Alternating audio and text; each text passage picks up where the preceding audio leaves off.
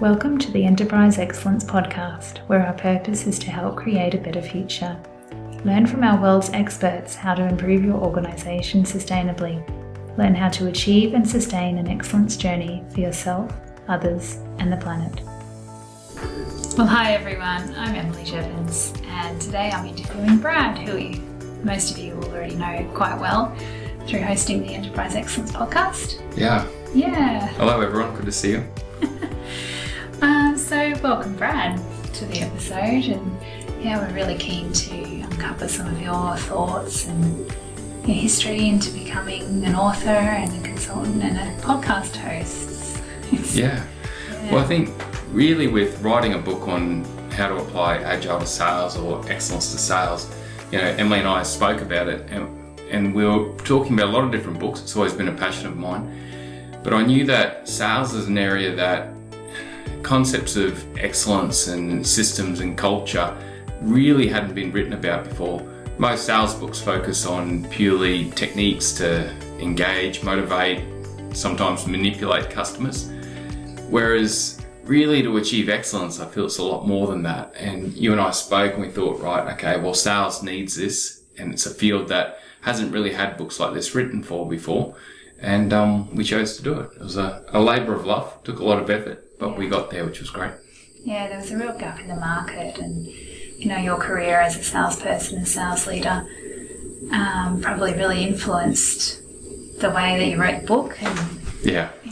Well, I've got a unique background in that, I grew up operationally on a farm and actually, producing things and also doing a bit of sales. And then into university and mainly focusing on Japan and operational excellence and everything that Japan was doing back then.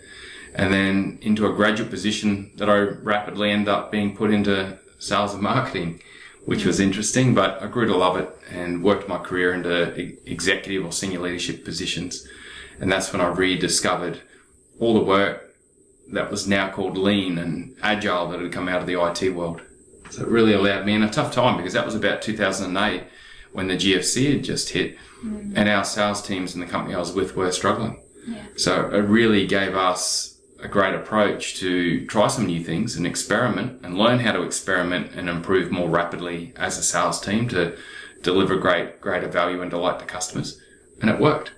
Allowed us to rebound, and I guess that was the catalyst of the book, really. Yeah, fantastic. It's such a unique sort of proposition, because we all know that manipulation just doesn't work with customers of today. No, I don't know that it ever worked really back in the earlier times, but it certainly isn't looked upon positively at all in today's market, and it doesn't lead to success. I think customers want salespeople to be able to help them improve, help them achieve their goals. And then I believe that sales teams need all the cultural and systematic and goal-driven approaches to achieve continuous improvement that an operational team needs, or that a IT development team needs running Scrum. So it's all about people, really, whether you talk sales, IT, operations, finance, HR. It's about teamwork, people. How do we deliver improvement and great outcomes for the people that we serve? Yeah, absolutely. So you want to just show everyone your book in case you haven't seen it? Yeah. Here it is. So Agile Sales. You can buy it through all bookstores, online. Amazon's very easy to buy it from. Agile Sales, delivering customer journeys of value and delight. It's a short read, so we've kept it agile, and been getting great feedback, which has been amazing. Yeah, super. So the book was released sort of mid-COVID kind of pandemic times, and I know that a lot of your customers found kind of that gap that they needed and kind of quickly took up what you had to offer. So how did they sort of respond with that your sort of training in Agile Sales? I think I learned quickly how to run things remotely and create effective outcomes remotely. And I think it's actually been better in many regards, especially for sales organizations where teams are located remotely. They're not typically in the same room. Right. And I think the thing I'd say about Agile is that Agile and Lean, for that matter, are really good in environments where things are uncertain. Because it's about experimentation, it's about iteration, it's about learning, it's about constant plan, do, check, act, scientific thinking. And if you look at sales, it's never black and white. Sales is very uncertain. You've got a budget for the year and that's your challenging goal. But how are you going to get to that and who's going to engage with you? You do not know at the start of the year. There's no linear path to it. And that's where the concept of Agile, which is all built on really strong, small teams working together and constantly experimenting, it's just applied so well. Then you bring it to COVID times where the world's changing dramatically around sales teams, and it's just gone even better because it's enabled a lot of companies I've worked with, all of them, to pivot rapidly and actually come back stronger. Like one company I'm working with, they won't mind me mentioning them, Priestley's Gourmet Delights. They are in food service. They had the bulk of their business stop when COVID happened, but to their credit, they embraced a lot of the learnings, pivoted quickly, and have come back extremely strongly. Like they're back on track, and it's a real credit to them, and I think it's a credit to this style of thinking also. Yeah, fantastic. So Priestley's, I know they're in a much stronger position. It's great to see.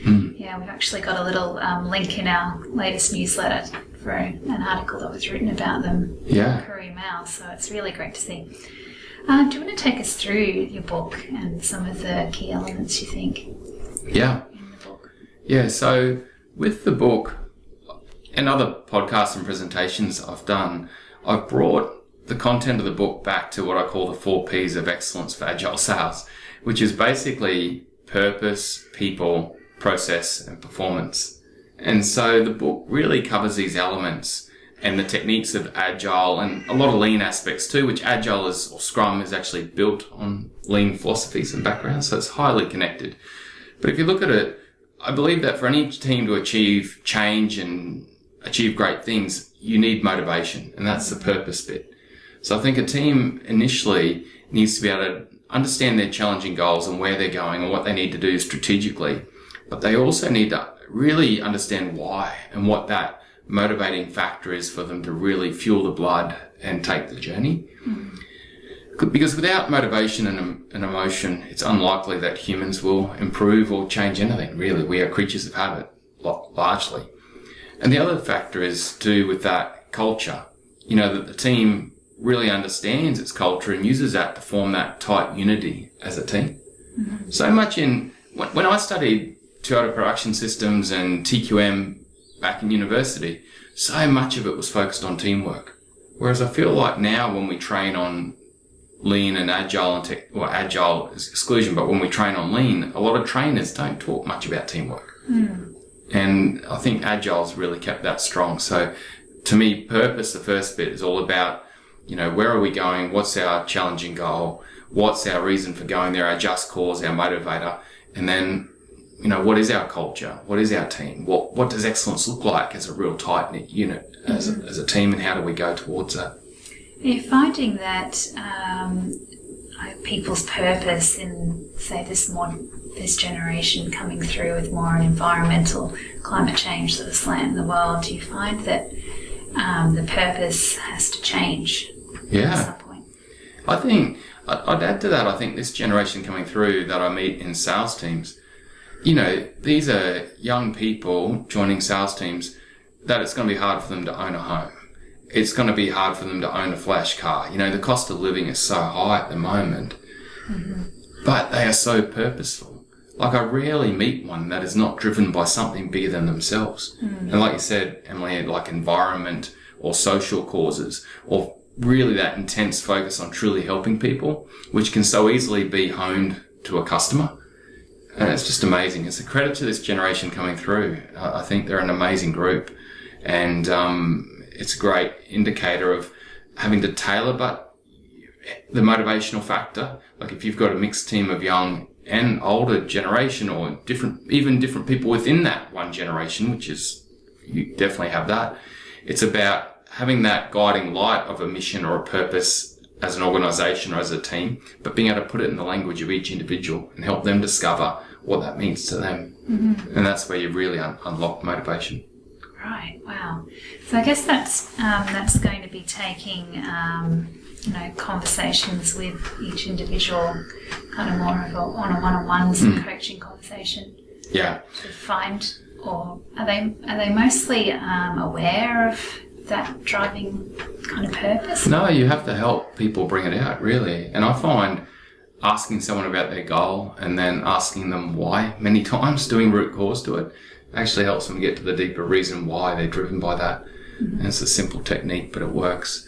And I think, like you said, you do have to tell it to the individual, and that comes to the people factor of the whole book that we wrote about, which is how do you engage people, how do you lead people? And this is where a lot of the agile techniques really start to come into play. Like I wrote a lot about the power of a one-on-one and how to coach for motivation and performance in a one-on-one.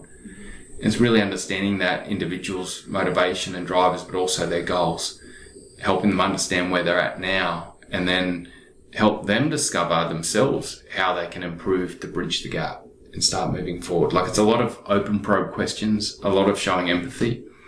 But the other factor then comes to the teamwork and culture. And that's why I believe Agile's got some really great techniques there.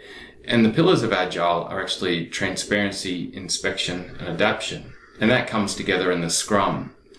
And really the Scrum is a chance for a team to get together looking at transparent data, visual data.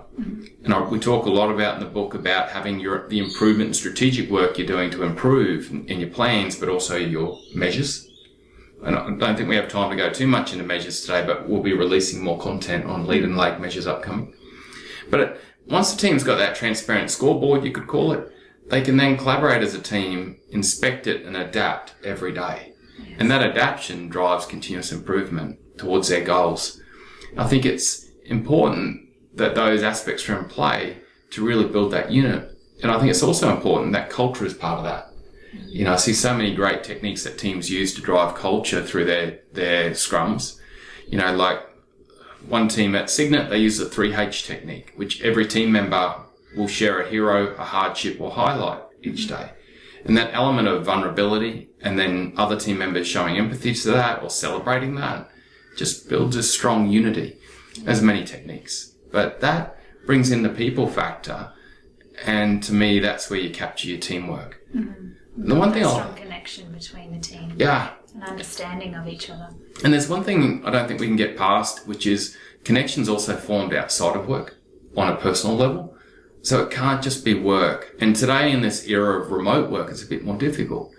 But I believe that even through Microsoft Teams or Zoom, you can do outside of work events where team members get to live in each other's shoes, understand each other's background, laugh, carry on, create stories and moments. And, it's about being creative. And I think through being creative using virtual technology, we can create just as good outcomes as when we used to go to the pub or go to a restaurant. But I think teamwork comes through those social gatherings as much as they do at work, and every leader should consider that, particularly in sales, where there can be a lot of pressure. I love that saying still, work hard, play hard. Because the play hard creates a lot of teamwork and bonds. So it's interesting to try and think about that remotely or virtually, how you kind of have those group celebrations. And yeah. Have you been involved in one? Yeah, I have.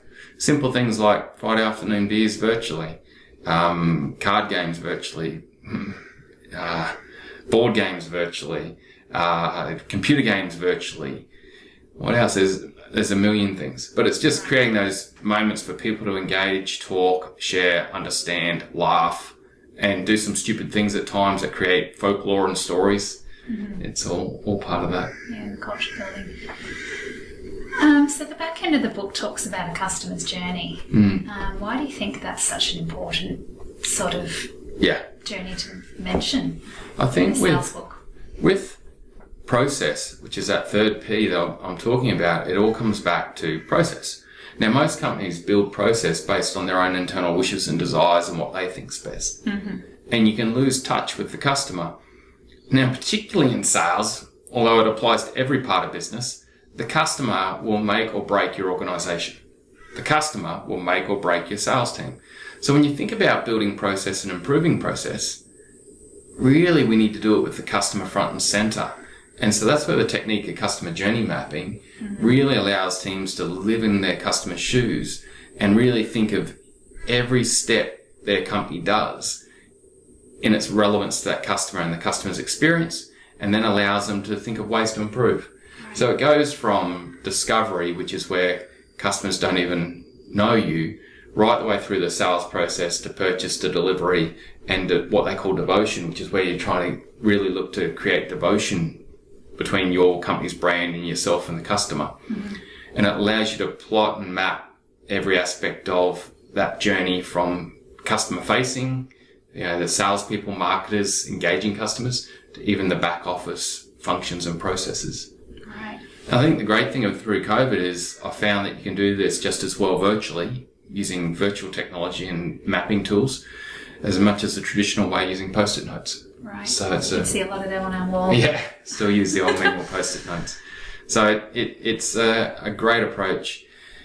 And the other aspect of it too is a concept called persona mapping and empathy mapping, where you're really looking to place yourself in those customers' shoes and understand who are the different type of customers that we engage with. Mm. And who are they now, but who they could be in the future. And there's so much more to that. We could do an episode in the future just on customer journey mapping. I think we should, because we've got actually some tools on our website that are those maps that we can fill out as a result of that customer journey mapping. And well, definitely put them into context. Yeah. The companies like Priestley's and Signet, who I've done a lot of work with, that was a pivotal moment for them going through that process. Right. And it created great outcomes. It's a cultural change event as much as anything else, because people get so deeply focused on the customer. And how does that then maybe influence the strategy coming from that top executive? Yeah. I believe that customer journey mapping needs to be done as part of strategic planning, because it will create workload out of it. There'll be large projects and small, easy wins out of it. Mm-hmm. And so I believe it's a great technique to use as part of strategic planning each year, even cultural planning, really, because cultural aspects and insights come out of it.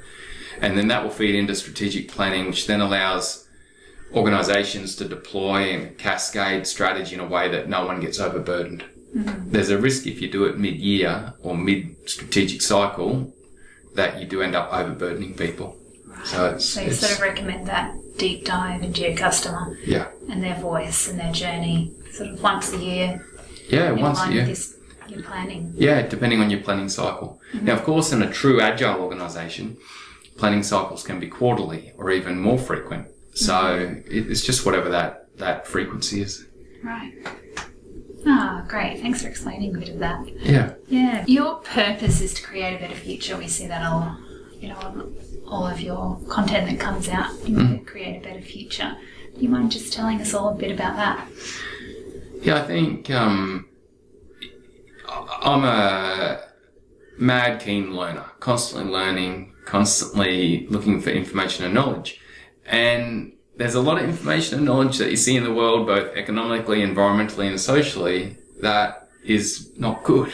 And so you can get really dark about it and think, oh my goodness, what's going on? What do we do? But I'm always an optimist, and I'm always one to be on the front foot.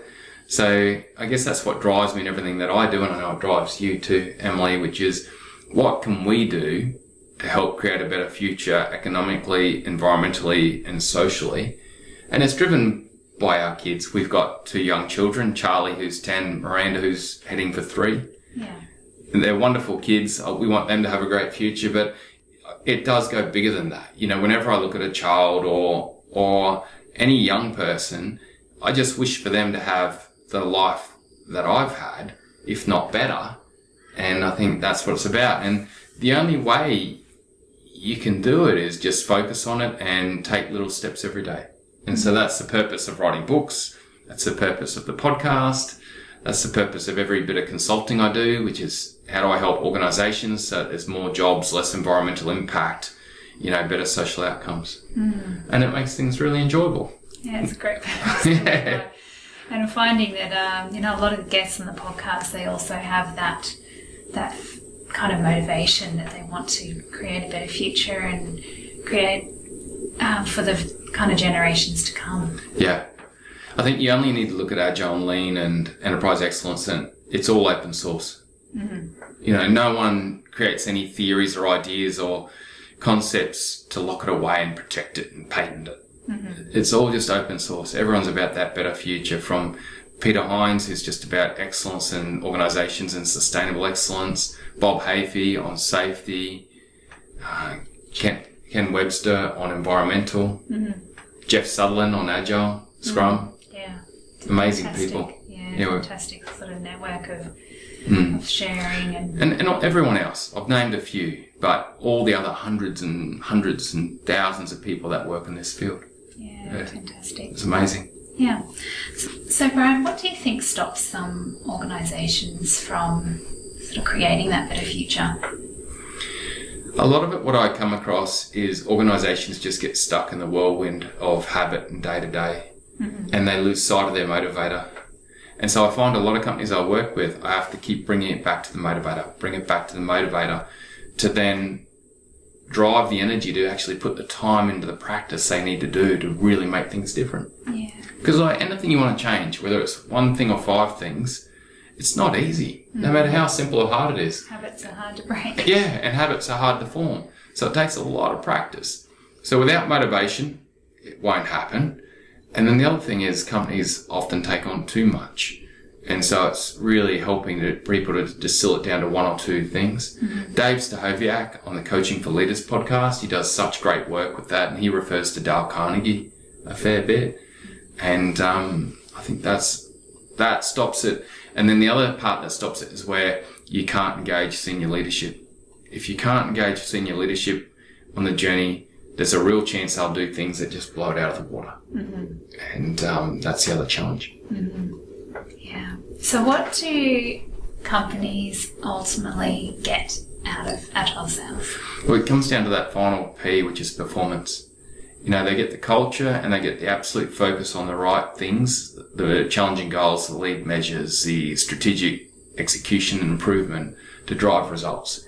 You know, I've seen 10 times performance increase, amazing outcomes, and it can be applied really quickly. So I think it's a great technique that really allows you to move fast and pivot quickly.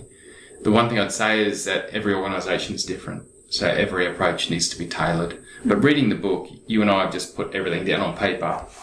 You know, everyone can get to any information they need, and also reach out if they've got any questions. We'd be happy to help and help set people in the right direction. Yeah, absolutely. We're looking at sort of sending our first newsletters out. We're going to be featuring 2-minute tips. Do you want to just give everyone a quick... Yeah, so everyone, if you do want to learn more into the future, of course, you've got the podcast, but then you can also register on our website and download a lot of forms and different bits of information and resources that are freely there.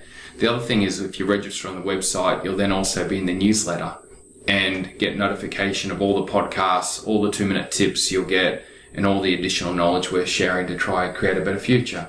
So that website, the easiest one to go to is just iqi.com.au. Just those letters, IQI. Yep, .com.au. And you can also look me up on LinkedIn, Brad Jeavons. It's great having an odd last name. There's not many of us about, so that's Jeavons. Yeah, we always have to spell that one. Yeah. So Brad, what have you learned recently that you haven't known before?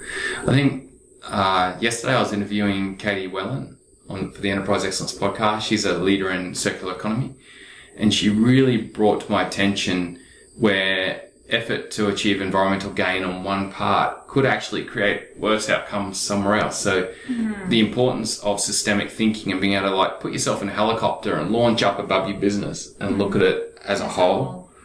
And that was really amazing. So thank you, Katie. That was a great insight, and I love that. Yeah, fantastic. I look forward to hearing that one, Katie. It's, coming up. So what does your sort of short-term future look like? Are you going to be doing anything different, or we're gonna keep running our scrums and applying Agile at the pace and getting fast that we can. And it's just really all effort towards creating a better future. And to me, that's a lot in knowledge, but it's also in coaching and support.